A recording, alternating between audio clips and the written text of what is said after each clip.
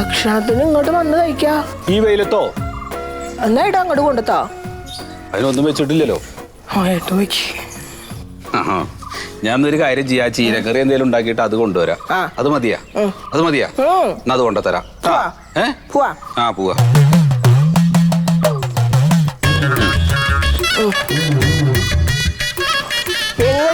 വാതിലടക്കണ്ടേ?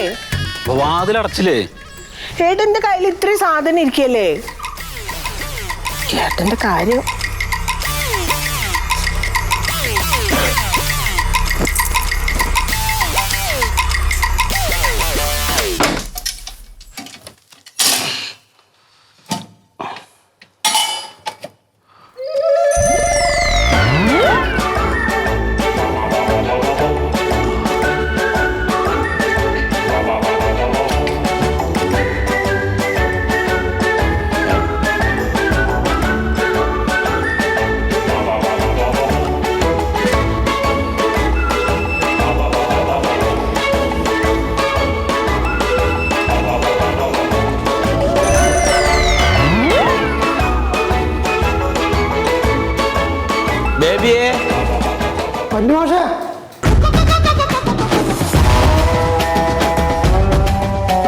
എന്താ മാഷ വിളിച്ച?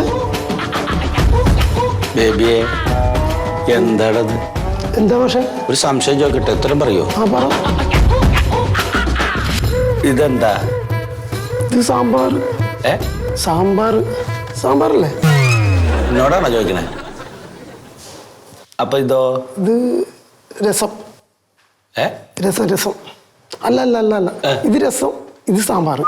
ഏതെങ്കിലും ഒന്ന് ഉറപ്പിച്ചു പറ. ഇതിൽ ഏതാ രസം, ഏതാ സാമ്പാർ? ഇത് രസം, ഇത് സാമ്പാർ. ഇത് തന്നെയാണോ സാമ്പാർ? ഇത് തന്നെ സാമ്പാർ.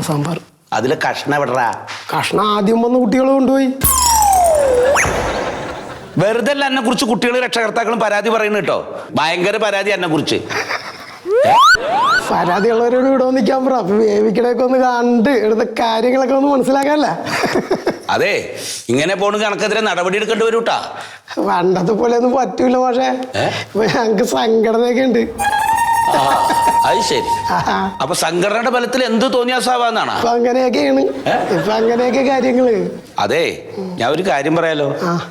പാചകം ചെയ്യണ സമയത്ത് ഇടാൻ ഒരു ഡ്രസ്സ് തന്നിട്ടുണ്ട്, അതിടില്ല. പാചകപ്പുരയിലാണെങ്കിൽ വൃത്തിയില്ല, സമയത്തിന് ഭക്ഷണവും വെക്കില്ല. ഇങ്ങനെ പോയാൽ ശരിയാവില്ലാന്ന്. ഇതിനൊക്കെ എതിരെ ഒരു നടപടി എടുക്കേണ്ടി വരും.